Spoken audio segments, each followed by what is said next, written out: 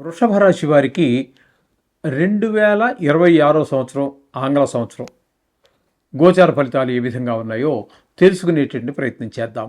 ఇక్కడ వృషభ రాశి వారికి ద్వితీయ స్థానంలో గురువు యొక్క సంచారం జూన్ 1 వరకు, జనవరి 1 నుంచి జూన్ 1 వరకు గురువు ద్వితీయ స్థానంలో సంచారం.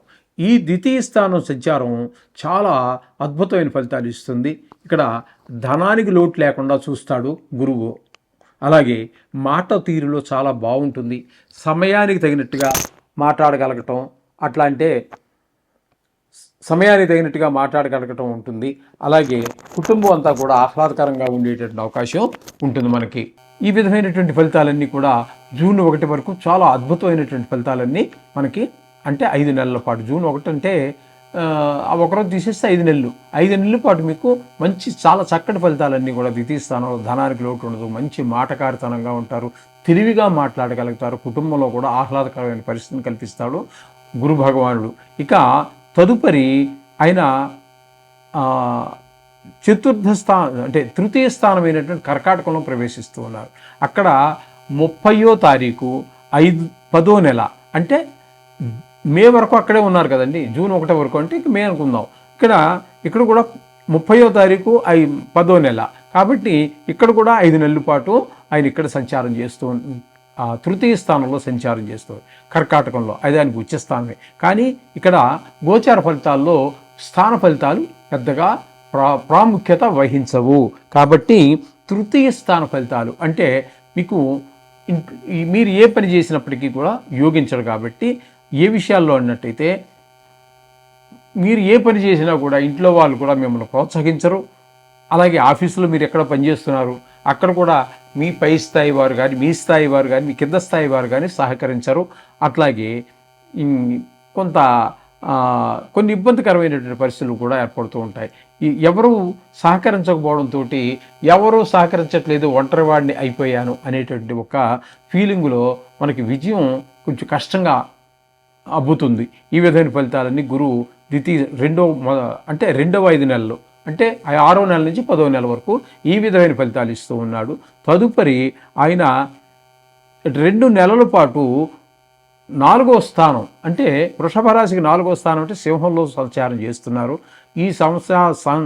ఈ సంచారం చేసే టైంలో 4వ స్థానంలో అక్కడ కూడా ఆయన యోగించజాలరు.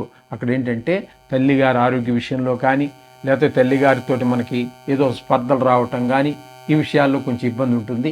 విద్య విషయంలో ఇబ్బంది పెడతాడు. భూమి, గృహము, ఏవో కోర్టు కేసులైనా కావచ్చు, లేకపోతే మీరు ఏదో కొనాలి, భూమి కొనాలి, ఇల్లు కట్టుకోవడానికని అన్నప్పుడు ఏవో అడ్డంకులు రావటం, మీరు కొనలేకపోవచ్చు. అలాగే ఏదో కొన్నా చికాకులు కలగవచ్చు వాళ్ళతోటి మనకి.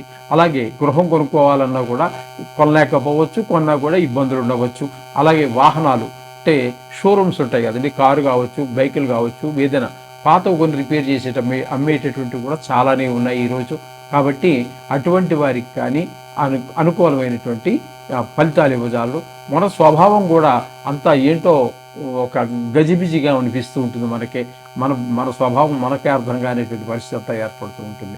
ఇక్కడ అంటే ముఖ్యంగా చెప్పుకోవాల్సింది ఏంటంటే ఈ 4వ స్థానంలో ఈ 2 నెలలు మాత్రము ముఖ్యంగా ఈ రియల్ ఎస్టేట్ వ్యాపారం చేసేవారికి, ఈ వాహనాల వ్యాపారం చేసేవారికి అనుకూలమైన కాలము కాదు అని చెప్పచ్చు.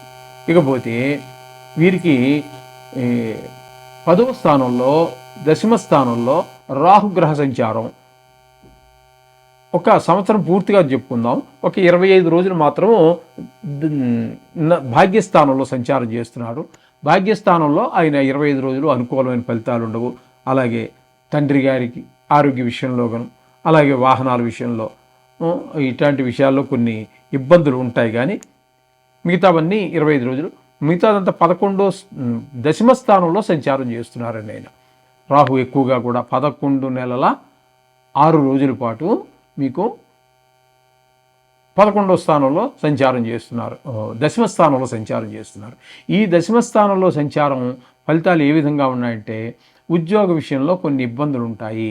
సడన్గా హైక్, ఎందుకు వ్యాపారం జరగకపోవటం, ఎందుకునో ఒక నెలలో అనుకోకుండా చాలా పెద్ద ఎత్తున వ్యాపారం జరగటం, మళ్ళీ వెంటనే ఫాల్ డౌన్, కింద పడిపోవటం, వ్యాపారం జరగకపోవటం.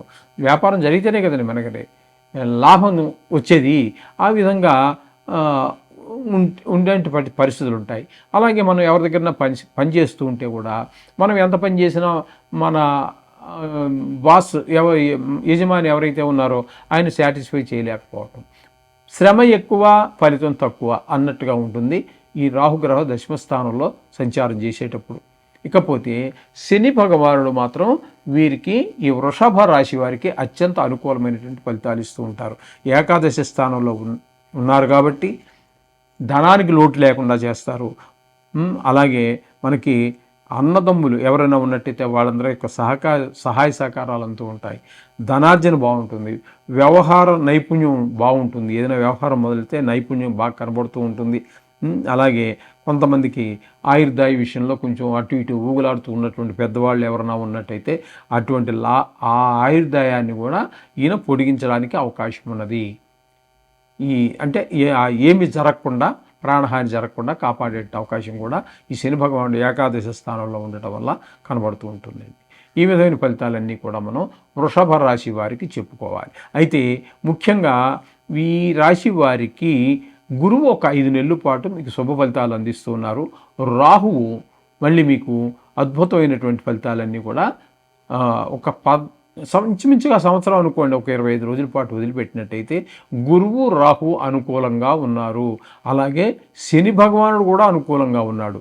అంటే పూర్తిగా, అంటే శని రాహు పూర్తిగాను, గురువు సగం వరకు మీకు అనుకూలమైనటువంటి ఫలితాలు ఇస్తూ ఉన్నారు. ఇక పూర్తిగా కేతు గ్రహం ఒకటి మనకి ఇబ్బందికరమైనటువంటి పరిస్థితులు కనిపిస్తూ ఉన్నది. 5వ స్థానంలో ఉంది కాబట్టి సంతానం విషయంలో, ఎందుకంటే మనకి సంతానం ముఖ్యం, మనకంటే కూడా మన సంతానం ముఖ్యం.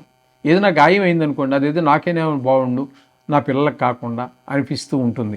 ఆ విధంగా 5వ స్థానంలో ఉన్నటువంటి కేతువు కొంచెం ఇబ్బందికరమైనటువంటి పరిస్థితులు సంవత్సరం పొడికి ఒక 25 రోజులు మళ్ళీ మీకు తృతీయ స్థానంలో అనుకూలంగా, అంటే లాస్ట్లో అక్కడికి వెళుతున్నారు. అక్కడికి వెళ్ళటంతో 3వ స్థానం అయినటువంటి కర్కాటకంలో ప్రవేశించి ఆ 25 రోజులు మాత్రం ఆయన అనుకూలిస్తూ ఉంటారు. అంచేత ముఖ్యంగా 11 నెలల పాటు ఇబ్బంది పెట్టేటటువంటి కేతువు ఏమండి 8 నెలల పాటు ఇబ్బంది పెట్టేటటువంటి గురువు కొంచెం ఇబ్బందికరంగా ఉంటుంది. కాబట్టి మీరు ఇది సంవత్సరకాల ఫలితాలు కాబట్టి దీన్ని వదిలించుకోవటం అనేది మంచిది. ఏదో నెల రోజులు అంటే కళ్ళు మూసుకుంటే అయిపోతుందిలే, వారం అయితే కళ్ళు మూసుకుంటే అయిపోతుందిలే అనుకోవచ్చు. మరి సంవత్సరకాల ఫలితాలు కాబట్టి మీరు ముఖ్యంగా ఈ గురువుకి ఒక 8 నెలల పాటు మీకు ఇబ్బంది పెడుతూనే ఉన్నారు, 7 నెలలు ఇబ్బంది పెడుతున్నారు కాబట్టి అటు గురువుకి ఇటు కేతువుకి దానాలు, అంటే శనగలు, ఈ కేతువుకి ఉలవలు ఒక కేజీ పావు తీసుకుని దానం ఇచ్చేయటం మంచిది. గురువుకి అయితే గురువారం నాడు ఇవ్వండి, కేతువుకి అయితే కేతు కుజివతి కాబట్టి మంగళవారం రోజు ఇవ్వచ్చు, దానం ఇవ్వచ్చు. అలాగే నిత్యం మనం చేసుకుంటూనే ఉన్నాం కదండి, చెప్పుకుంటూనే ఉన్నాం, చేసుకుంటూనే ఉన్నాము. నవగ్రహ ప్రార్థన చేసుకుంటున్నాం కదా ఇంటి దగ్గర, అది సరిపోతుంది. ఇంకా వీలున్నట్టయితే మీరు అప్పుడప్పుడు గుడికి వెళ్ళండి, ఆ నవగ్రహాన్ని చుట్టండి, సరిపోతుంది. ఈ మాత్రం దోషం సరిపోతుంది. జాతకం అనేది అదే జాతకంలో గనక దోషాలు ఉన్నట్టయితే ఈ డోసు చాలదండి, దానికి ఈ మోతాదు చాలదు అక్కడ. ఎందుకంటే ఇవి సంవత్సరాల తరబడి ఉంటాయి. ఒక రాహు రవిని తీసుకోండి 6 సంవత్సరాల పాటు ఉంటారు. చంద్రుని తీసుకున్నాం అనుకోండి, ఆ మహాదశ 10 సంవత్సరాల పాటు ఉంటుంది.